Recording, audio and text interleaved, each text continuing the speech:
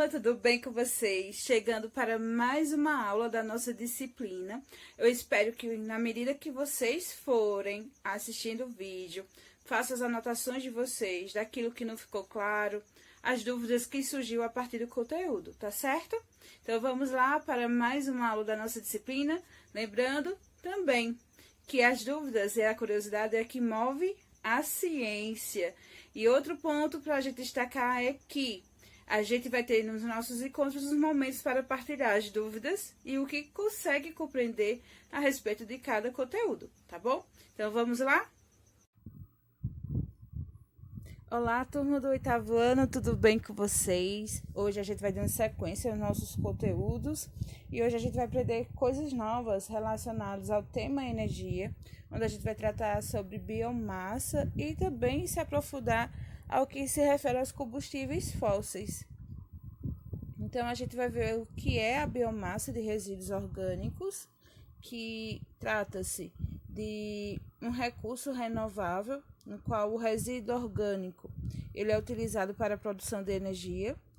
E aí a gente vai ver que esse resíduo orgânico pode ser vegetal ou animal. E a energia proveniente da biomassa, ela é denominada de bioenergia. E a biomassa de resíduos orgânicos pode ser utilizada para produzir combustíveis, eletricidade e calor, sendo considerada uma alternativa às fontes de energias convencionais, principalmente do combustível fóssil.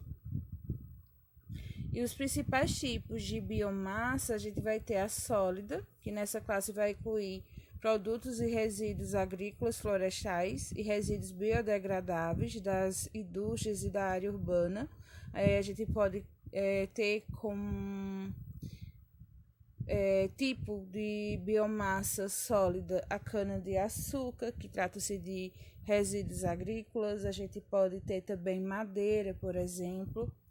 Na líquida, trata-se de uma classe de resíduos orgânicos que resultam em biocombustíveis líquidos, como etanol e o biodiesel. E gasosa, a gente vai ter nessa classe a biomassa que pode ser encontrada nos afluentes agropecuários, advindos da indústria e da zona urbana.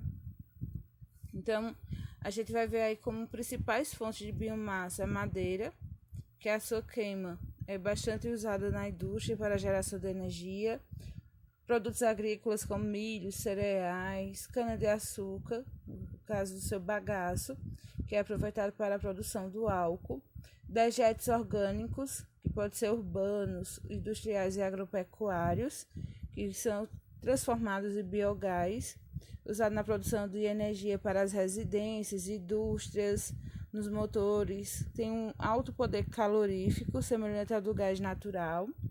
Vegetais e frutas como mandioca, amidos, óleos vegetais, dedê, babaçu, mamona e a celulose, entre muitos outros materiais que podem ser utilizados para a produção de combustíveis para motores. E os produtos originados aí das biomassas orgânicas, a gente vai ter o biogás, que é um gás metano, resultante da decomposição de materiais como resíduos alimentares, esgoto e excrementos.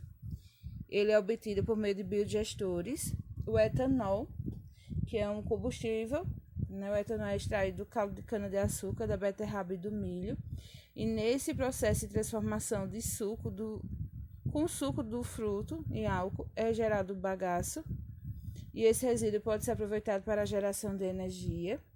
Temos o biodiesel, que é um combustível natural e biodegradável com baixo teor poluente e é obtido a partir de óleos vegetais, como a mamona, o dedê, a soja, etc. E o carvão vegetal, que é resultado da carbonização da lenha. E aí a gente tem as vantagens e desvantagens por trás da biomassa. No quadro das vantagens, a gente tem uma fonte de energia renovável, geração de poucos poluentes comparada às fontes não renováveis, no caso dos combustíveis fósseis, possui baixo custo para o reaproveitamento da matéria orgânica, possui alta capacidade de reaproveitamento dos resíduos orgânicos e apresenta também menos risco para o meio ambiente, de trazer prejuízos ao meio ambiente. As desvantagens de utilizar a biomassa estão em possuir menor poder calorífico quando comparado aos outros combustíveis, no caso os derivados do petróleo, a base do petróleo, possui maior dificuldade no transporte e no armazenamento da biomassa sólida, apresenta uma eficiência reduzida quando se comparado também a outros combustíveis e pode provocar o problema do meio ambiente no aspecto das chuvas ácidas. E como a gente pode estar diminuindo as desvantagens da biomassa, seria adotar tecnologias que permitam fazer todo o processo de aproveitamento dessa matéria orgânica, desde o transporte, armazenamento, a destinação final devida, adequada, e aí minimizar a produção de resíduos visando a preservação da saúde pública e também qualidade do meio ambiente. Então, seria pensar numa gestão desses resíduos orgânicos para a produção de energia, de forma que se desse a organização desde o processo de coleta ao armazenamento, transporte, destinação final e também a forma correta de ser armazenado, sem trazer prejuízos para o meio ambiente em si. E aí a gente tem os combustíveis fósseis, que levam esse nome por conta da sua origem, que está associada à decomposição do material orgânico em camadas de bacias sedimentares, que ocorre de forma semelhante ao processo de formação dos próprios fósseis. Então, leva esse nome porque vem da decomposição dos fósseis que foram sedimentados e por isso que o processo é bem semelhante da formação dos combustíveis, assim como da formação dos fósseis. Os principais combustíveis fósseis que a gente vai ter aí são o petróleo, que ele é considerado ao lado da água, o principal recurso natural da era moderna, embora existam esforços governamentais em todo o mundo para diminuir a dependência em relação a esse elemento, ele é um dos combustíveis mais utilizados. Além do fato de ser um recurso não renovável, o petróleo ele apresenta como desvantagem a grande emissão de gases poluentes para a atmosfera durante a sua queima. E a principal utilização do petróleo está na sua conversão em gasolina, em óleo diesel para veículos. Além disso, ele é a base para a produção também do GLP, que é o gás liquefeito de petróleo, o nafta, que é um derivado utilizado na indústria petroquímica, o querosene do avião, o plástico e alguns tipos de solvente, entre outros produtos, que são derivados do petróleo. Aí a gente tem também o gás natural, que também é um combustível fóssil, e ele ganhou uma maior relevância na estruturação das sociedades com a primeira revolução industrial, sendo o principal recurso dessa época.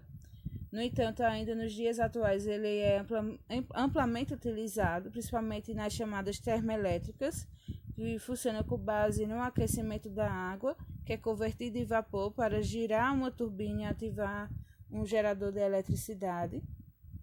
O carvão mineral é uma rocha sedimentar com alto teor de carbono em sua estrutura, e sua origem remonta à decomposição de materiais vegetais, principalmente de grandes grupos de vegetais antigos que foram soterrados a uma média de tempo de 300 milhões de anos. Embora o seu poder calorífico e seu tempo de combustão resultem em uma grande vantagem em termos de produtividade, o carvão mineral é o mais poluente dos combustíveis fósseis, mas é o mais abundante entre eles também. E a maior parte das reservas de carvão mineral a gente vai encontrar na China. E o gás natural, que ele vem tornando cada vez mais promissor dentro dos combustíveis fósseis em termos de investimentos e utilização. As suas vantagens são que ele é menos poluente do que os demais do seu grupo e possui amplas reservas, e o custo da produção da energia com base no gás natural é bem menor do que com base no carvão e urânio enriquecido. E o seu processo de formação ocorre geralmente em conjunto com o petróleo, embora nem sempre ele se encontre nas mesmas áreas. E aí a gente tem as vantagens e desvantagens de estar utilizando os combustíveis fósseis. Uma das primeiras vantagens é porque possuem uma grande eficiência energética, tem maior custo-benefício do que muitas fontes sustentáveis, no caso das biomassas, que vai ter aí um custo maior no processamento da matéria-prima. Alguns fatores ligados aos combustíveis fósseis são desvantajosos, que a gente vai conferir a seguir, como no caso, se houver algum erro no armazenamento ou extração desses recursos, pode resultar em desastres ambientais e perigo para a vida dos seres vivos. São recursos não retornáveis e por isso, quanto menos disponível ele estiver sendo, mais será o custo, maior vai ser o custo deles, para a obtenção deles. Estão relacionados o que a gente chama de efeito estufa, aí ficou errado na pronúncia, né? Efeitos estufas, no erro ortográfico. E entre eles a gente vai ter a emissão de gases poluentes para a atmosfera, que vai absorver mais calor e aí intensifica o efeito estufa, gerando um aquecimento global. E os impactos no ambiente causados pelos combustíveis fósseis são a diminuição da biodiversidade, o efeito estufa, as chuvas ácidas e as mudanças climáticas. Esses são um dos, né? Existe muito mais ligado os impactos gerados ao meio ambiente por conta dos combustíveis fósseis, né? A gente cada vez mais vai ficando dependente dessas fontes não renováveis de energia, que vai fazendo com que os reservatórios vá diminuindo cada vez mais, que a gente vai explorando sem freio, né? Retirando da natureza, e por isso ele acaba sendo ameaçado, né? Por conta da disponibilidade. E o fator aí que pesa mais é a emissão desses gases poluentes para a atmosfera, como o dióxido de carbono, que é um dos principais gases que intensifica o efeito estufa. E aí a gente pode citar que a diminuição da biodiversidade também está atrelada ao derramamento do petróleo nas áreas aquáticas, o efeito estufa, que pode gerar problemas tanto pelo aquecimento do nosso planeta, como também problemas respiratórios, as chuvas ácidas e as mudanças no clima, que, querendo ou não, vai gerando aí alguns danos, desde a vida dos seres vivos de modo geral, o animal e seres humanos, bem como aos fatores sociais. Bom, gente, essa foi a nossa aula de hoje. Com o trabalho a gente vai se aprofundar ainda mais com a abordagem que vocês vão estar trazendo. Então, foco na atividade e bons estudos.